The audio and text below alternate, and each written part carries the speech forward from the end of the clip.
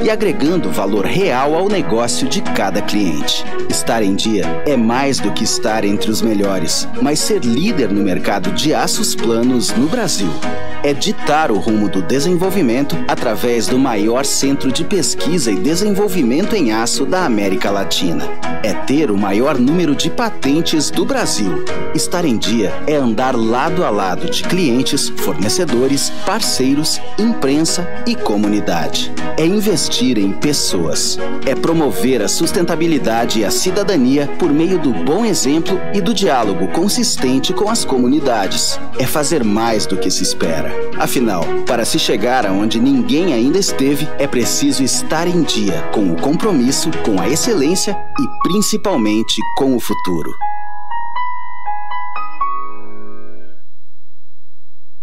Toda boa ideia merece sair do papel. Você cria e nós realizamos. Nos diversos tipos e formatos. Seja na madeira ou no acrílico, em lona ou tecido, no seu automóvel ou no seu prédio. Para nós, o que importa é materializar com competência e classe a sua criação. Para você que busca excelência, somos referência de qualidade, precisão e pontualidade. Nós, da Central Press, investimos constantemente em tecnologia, que, combinada com anos de experiência, oferecemos o melhor para você com criatividade e agilidade. Central Press, o seu projeto do seu jeito. Central Press, todos os formatos de expressão.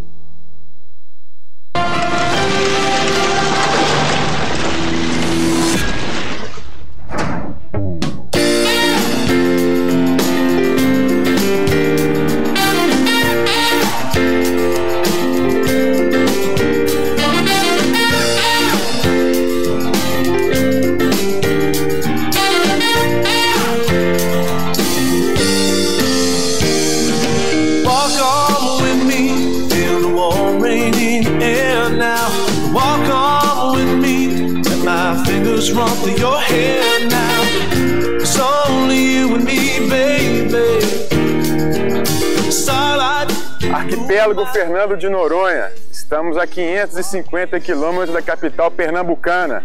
Nossa primeira atividade é o sonho de todo brasileiro e de todo visitante da ilha: mergulho. Queremos conhecer um pouco desse lugar alucinante e estaremos a bordo da turma da Águas Claras. Agora é só apresentar a credencial e boa, começar a aventura.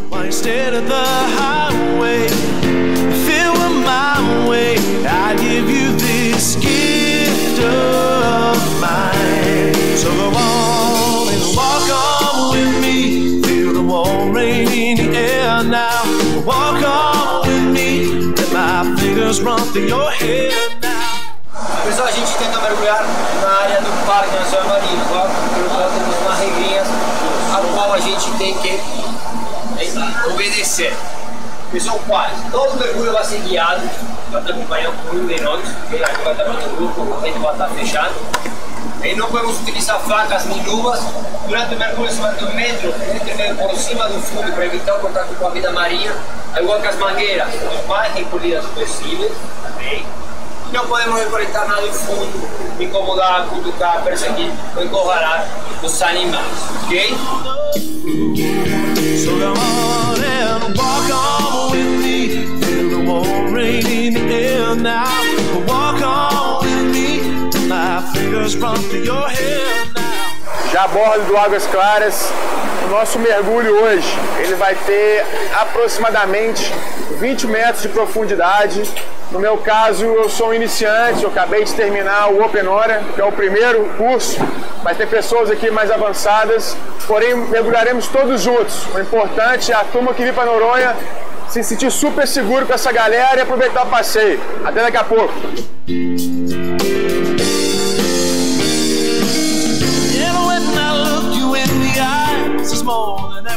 Todo mergulhador, desde o iniciante aos mais avançados, sonham em mergulhar em Fernando de Noronha. E tanto a Águas Claras, em parceria com a Maramar, deram a oportunidade para o lado B de fazer um dos mais alucinantes mergulhos pelo Brasil, chamado de Caverna da Sapata, e o segundo mergulho será a Laje Dois Irmãos.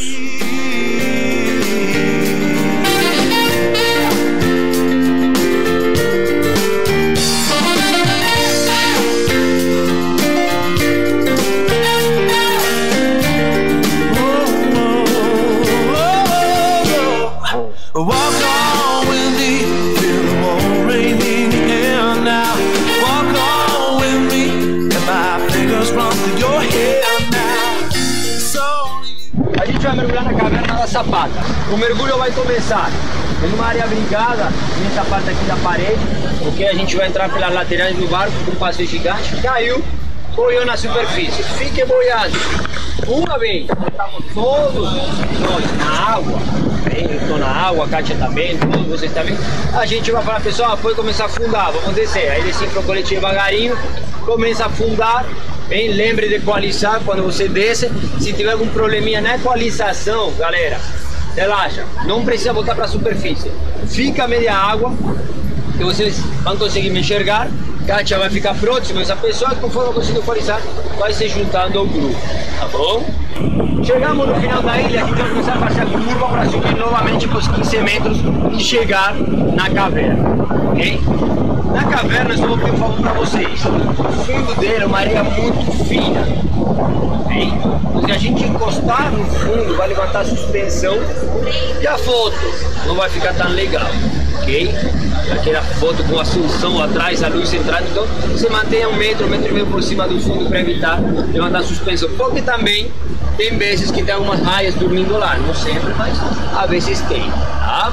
Uma dica muito importante, esse ponto se caracteriza por ter uma correntezinha a favor, é uma correnteza que vai nos levar para o ponto de mergulho. Então, quanto mais devagar a gente mergulhar, melhor. Se por algum acaso alguém na minha frente, é só virar, fica batendo perna contra a correnteza, ok? E o grupo se junta de novo e continua o mergulho, ok? Alguma dúvida? Não? Então beleza, show!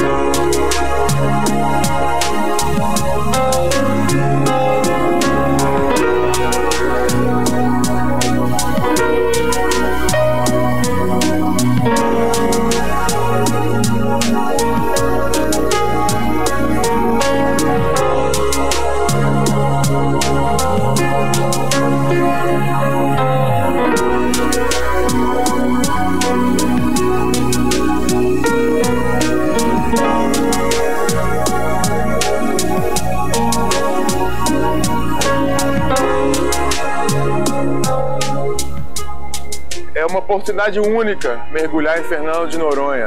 A sensação que eu tive de ser um iniciante como mergulhador, mas poder ter uma oportunidade de fazer essa atividade com guias totalmente capacitados e descer a mais de 20 metros num lugar tão lindo como esse e poder encontrar uma caverna, realmente é uma experiência indescritível. Recomendo a todos fazer esse mergulho pelo menos uma vez na vida.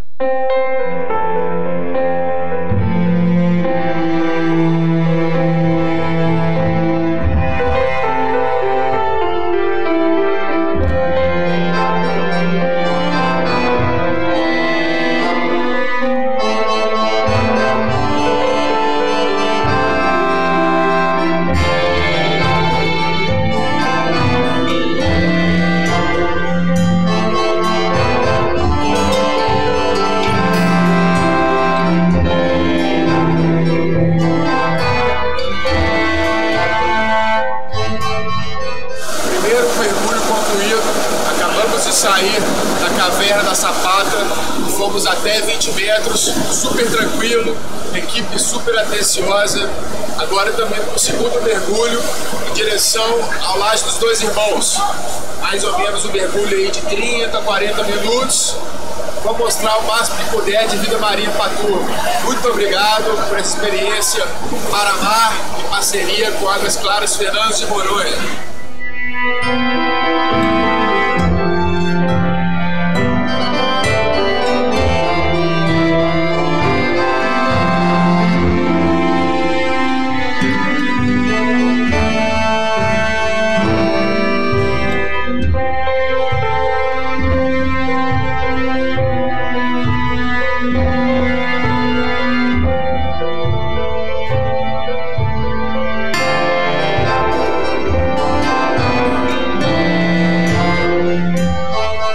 Esse ponto se caracteriza por ter a maior concentração de coral mole de Noronha, okay? Estos recifes de coral mole, pelo qual abriga vários cardumes de peixes menores e podemos ter a sorte de ver os tubarões pico finos, ok? Se você não conseguir enxergar alguma coisa, opa, cadê o bicho? Vem, se encola no braço e aí usa no dedo de mira que vai estar apontalado para ele, tá bom? Mas o mergulho também que vai durar 30, 33 minutos a causa do perfil que fundo, a gente já fez um fundo antes, então eu permite o computador de mergulho, ok? Take a walk down by the sea, picking up colored shells in the sand. Seagull, I want your wings, silver circus in a cloudy land.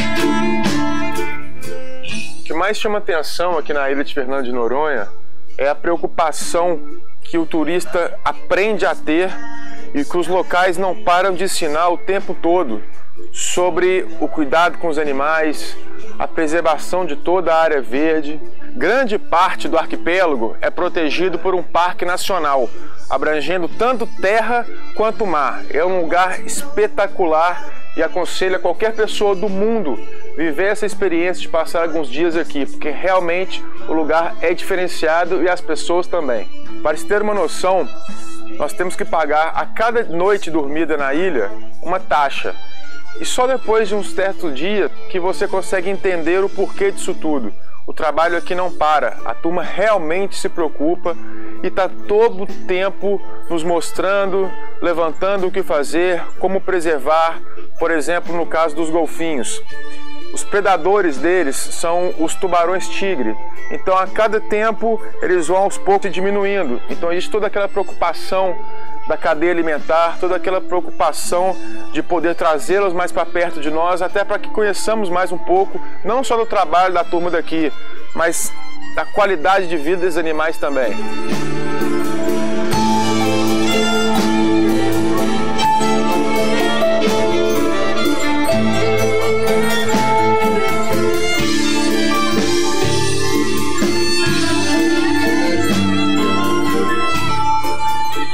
Chegou na ilha e esqueceu de fazer o contato com algum receptivo? Não tem erro, é só ligar para a turma da Noronha Tour. Lá você pode fazer ilha tour, passeios de 4x4 pelas principais praias, término do pôr do sol, almirante do Beldró, passeio de barco na Baía dos Golfinhos, mergulho de batismo, entardecer VIP, você sai de barco e vai até o Morro dos Dois Irmãos, na Cacimba do Padre, com peixadas e petisco a bordo. Tá esperando o quê? Vem pra ilha.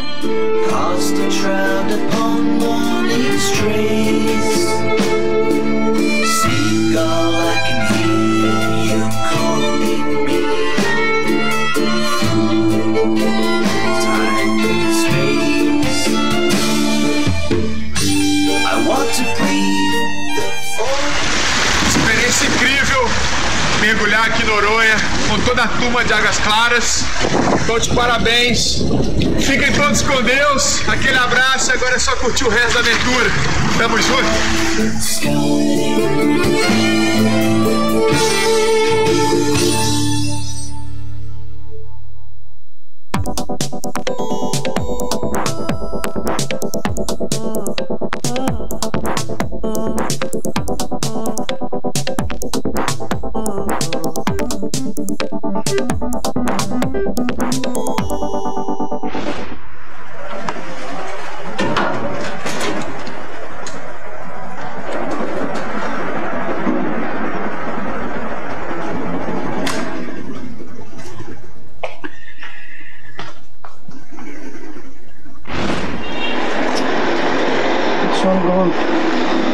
An administration officer at the MSF hospital in Kunduz, Faizullah, recalls the night of horror when he thought he was going to die under the deluge of bombs.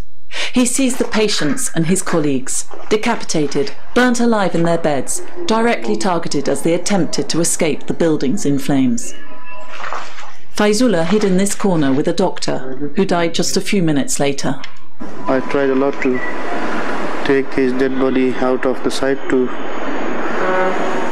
not to prevent him from burning, but it's the only thing that really hurts me, that he died and after that he burned, and everybody burned. The US Army immediately took responsibility for the attack, and the President of the United States apologized to Médecins Sans Frontières. MSF's first reaction was to keep the door open by calling for an inquiry to establish how it could have been possible for an American plane to bomb an MSF hospital for over 1 hour and to kill 42 people. In April 2016, the American Army released the findings of its own investigation. It concluded that the attack on the hospital in Kunduz was the result of a series of errors.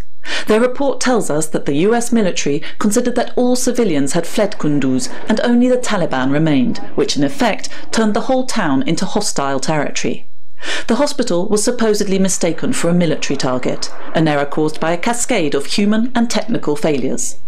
So the hospital in Kunduz was bombed by mistake, a version of the facts that is contested by MSF, which considered that this was no cascade of errors, but rather a cascade of conscious decisions for which the hospital paid an extremely heavy price. Ce concept de légitime défense préventive appliqué à toute une partie d'une ville. The concept of preventative self-defense applied to a whole area of the town, which they had decided to recapture militarily, led to all-out war there. Their assumption that it was an open battlefield and that the civilians who were left couldn't just be civilians, they had to be combatants, militants, and that anything that continued to function had to be direct material support for those combatants. At the time of the attack, the town of Kunduz had just been captured by the Taliban, which triggered a counter-offensive by the Afghan military with backing from US forces. The day of the airstrike, the hospital was providing care to 105 patients, some of them disarmed fighters. At the beginning of October, Médecins Sans Frontières' international president addressed the members of the United Nations Security Council 5 months after the adoption of the resolution supposed to guarantee protection of civilians and medical care in times of war. In an age where counterterrorism shapes war, a license to kill has been issued. We call on you all, again, to revoke this license. Revoke it, whether or not your enemies are receiving the medical care that you attack. Because throwing medical impartiality to the wind is also becoming a new norm of warfare.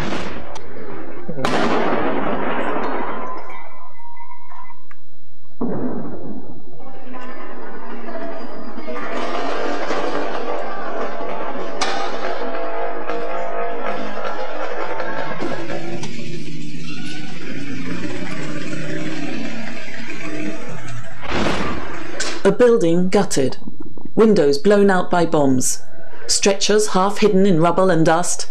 This is all that's left of this hospital in eastern Aleppo. On October 1st, relentless bombing raids by Syrian and Russian forces wiped out its operating theatres and patient rooms, reducing still further the chances of survival for the war-wounded who day after day keep pouring in. Here are the few drugs left in the pharmacy at one of the rare hospitals that continue to function. How can patients be cared for in such conditions? Medical teams in the 8 hospitals supported by MSF in eastern Aleppo are forced to make unbelievably difficult decisions. We are under siege, so we have to deal with all the patients that we receive. We are seeing severe brain injuries we simply can't manage. Whatever you try to do, it won't help. You wait for 5 minutes while they die, without being able to do anything to save them. I think that with less work and less use of the supplies we have, we can hold out for 3 months. But if the bombing continues at this intensity, I think we won't be able to carry on for more than a month or 6 weeks. Since 2011, the people of Syria have known nothing but war. It's estimated that 250,000 people are struggling to survive in East Aleppo. They live amid ruins, with no water, no electricity, very little food, while the bombs continue to fall.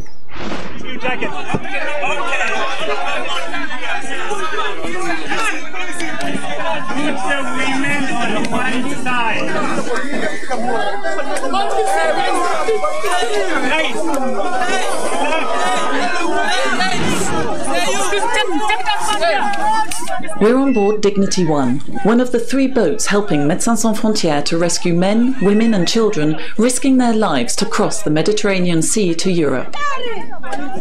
Over 10,000 migrants were rescued off the coast of Libya on the 3rd and 4th of October, the most wretched record since the beginning of the migrant crisis. Working on board Bourbonagos, Dignity 1 and the Aquarius, chartered by aid organisation SOS Méditerranée, MSF teams rescued almost 2,000 people in just 7 hours. Libya is a major gateway from the African continent to Europe. This Coast Guard works in the port of Zawara. The country is in crisis, and he and his colleagues are overwhelmed by the numbers of migrants attempting the crossing. They lack the necessary resources to go to their rescue. They don't have enough trained teams or serviceable boats. We're pretty much on our own. The Coast Guard Central Command are the only ones who can help us. We've told them time and time again that we need more patrol boats and more Coast Guards. We need more of everything to do our job properly. Yet the situation is dire. Since the beginning of the year, 3,230 people have died in the Mediterranean, now the world's most deadly migrant route.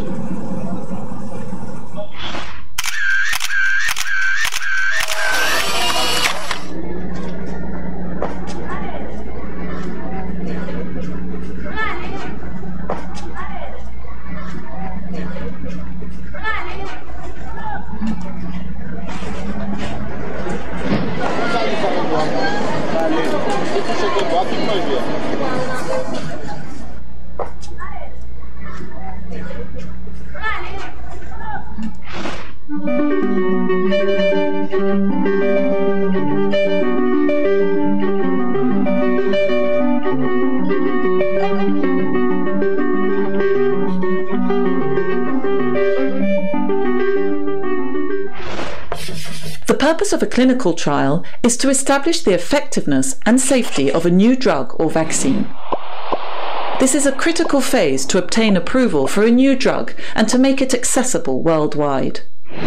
Clinical trials don't always involve new molecules or drugs. They are also used to test a different use or a new combination of existing drugs. The number of participants, the use of a placebo or not, depend on the research question and clinical hypothesis. All participants in a clinical trial must give their informed consent. Recruited on a voluntary basis, they are made aware of all potential risks. After a preclinical phase that includes laboratory tests on animals, the drugs undergo a series of tests in several phases. Phase 1 tests are usually conducted on a small number of healthy volunteers. The aim is to verify whether the drug is safe and to determine the most effective dosage. Phase 2 tests require a larger group of patients and are used to determine the effectiveness of the drug. For example, does it stop the disease spreading or cause it to recede even? If these 2 test phases are successful, it's time to proceed to Phase 3 tests, which compare new treatments to the standard treatment. This phase can involve hundreds or thousands of patients in several countries. If the tested treatment performs better than the existing one, it may go on to become the standard treatment. Take the example of multi-drug resistant tuberculosis, a form of tuberculosis standard treatments are no longer effective against. In recent years, 2 new drugs have been developed, bedaquiline and dilamanid. The purpose of the NTB project's clinical trial, run by Médecins Sans Frontières and its partners, is to assess various combinations of these new and existing drugs and to identify a more effective, shorter and simpler treatment with fewer side effects. NTB is conducting a Phase 3 clinical trial. The trial will take 4 years and involve 750 patients in 5 countries. An institutional ethics committee has approved the protocol, as have ethics committees in every NTB country. All participants are adult patients. They will each be randomly assigned to one of 5 experimental combinations over a 9-month period, or to the standard 20-month treatment. And the results will be compared. Each patient will be monitored very closely. As the trial progresses, the likelihood of a new patient being assigned to this or that treatment will evolve depending on the results. Should the clinical trial identify more effective and safer treatments, this would revolutionize the treatment of different forms of multi-drug resistant tuberculosis.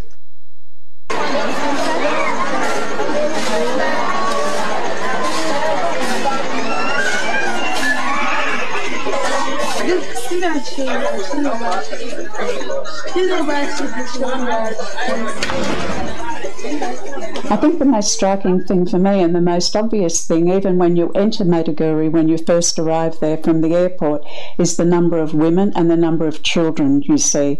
Maiduguri is a city of children. They're wandering around and roaming around everywhere, and these children are either from a female-headed household, or they've been dislocated, they can't find their families, or they're orphans. So there are many, many children in Maiduguri, and there are many, many women.